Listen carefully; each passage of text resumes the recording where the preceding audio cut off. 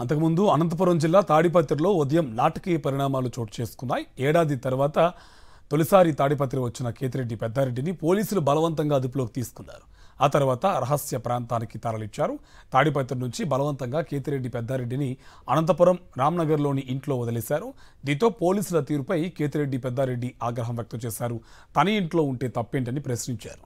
High court ఆదేశాలను ఏమాత్రం పట్టించుకుని పోలీసులు కేతిరెడ్డి పెద్దారెడ్డి తాడిపత్రిలో ఉండరాదంటూ ఆంక్షలు విధించారు.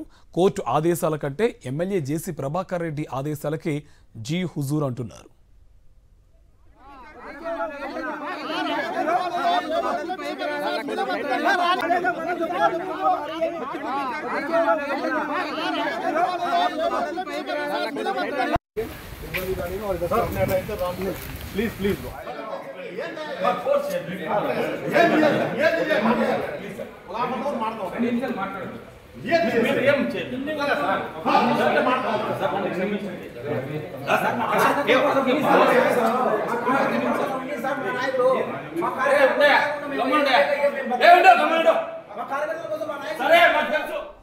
మాజీ ఎమ్మెల్యే కేతిరెడ్డి పెద్దారెడ్డిని పోలీసులు అనంతపురం తీసుకొచ్చారు.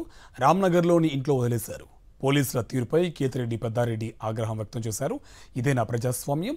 చట్టాలను గౌరవించడం అంటే ఇదేనా అని పోలీసులను పెద్దారెడ్డి ప్రశ్నించారు. రిటర్న్ గిఫ్ట్ ఇస్తామన్నారు పెద్దారెడ్డి. వైఎస్ఆర్ కాంగ్రెస్ పార్టీ నేత తాడిపత్రి మాజీ ఎమ్మెల్యే కేతిరెడ్డి పెద్దారెడ్డి తాడిపత్రి నుంచి అనంతపురం తీసుకొచ్చారు.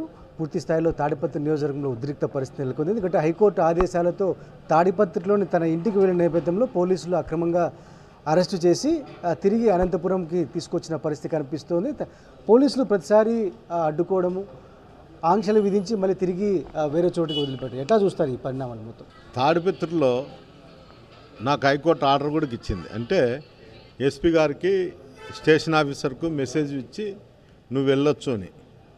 నేను గతంలో 5-6 సార్లు ఎస్పీ గారికి కానీ అక్కడ స్టేషన్ ఆఫీసర్కి కూడా మెసేజ్ ఇచ్చి చేయడం జరిగింది. ఎప్పుడు కూడా వాళ్ళు నేను తాడిపత్రికి పోవాలంటే ఏదో ఒక కారణం చెప్పేవాళ్ళు.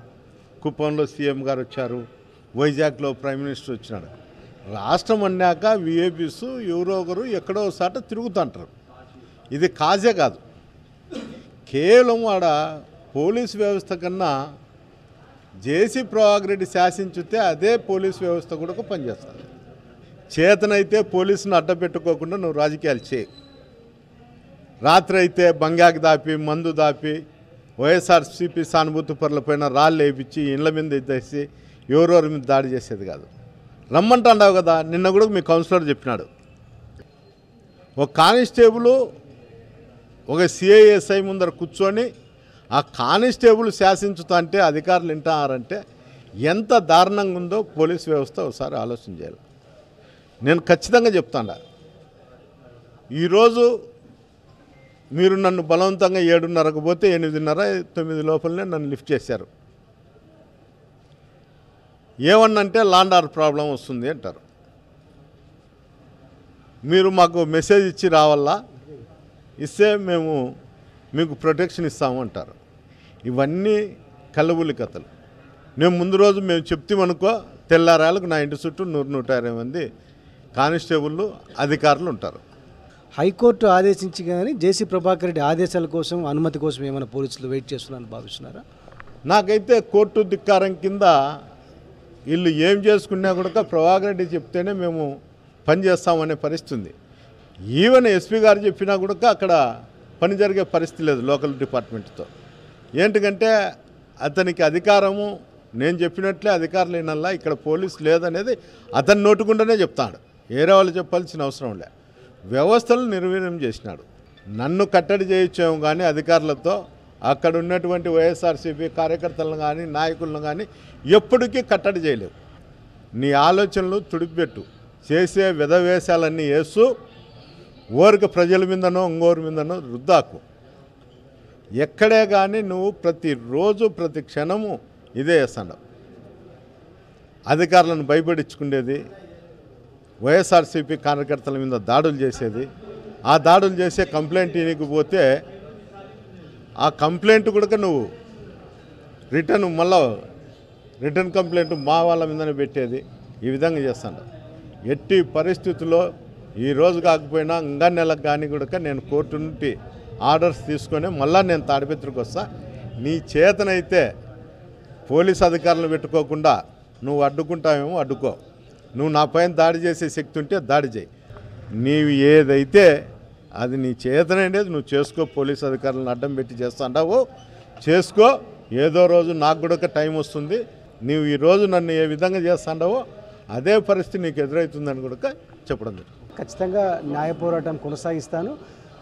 కోర్టు ఆదేశాలతో ఖచ్చితంగా తాడిపత్రికి వెళ్తాను. జేసీ దౌర్జన్యాలను ప్రజాస్వామ్యబద్ధంగా ధీటుగా ఎదుర్కొంటానని చాలా స్పష్టంగా చెప్తున్న పరిస్థితి కనిపిస్తోంది. వీడియోస్తో శ్రీనివాస్ చేతుకొచ్చే శివాడి, సాక్షి న్యూస్, అనంతపురం జిల్లా. తాడిపత్రిలో ఆటవిక రాజ్యం నడుస్తోందని ధ్వజమెత్తారు అనంతపురం మాజీ ఎమ్మెల్యే అనంత వెంకట్రామరెడ్డి. కేతిరెడ్డి పెద్దారెడ్డి తాడిపత్రి వెళ్లేందుకు హైకోర్టు అనుమతి ఇచ్చి 2 మాసాలైనా ఆయన్ను అక్కడికి వెళ్లేందుకు పోలీసులు ఎందుకు అనుమతించడం లేదని ప్రశ్నించారు. పెద్దారెడ్డిని పోలీసులు అడ్డుకోవడం దుర్మార్గమని, ఆయనకు న్యాయం జరిగేదాకా పోరాటం చేస్తామని చెప్పారు అనంత వెంకట్రామరెడ్డి.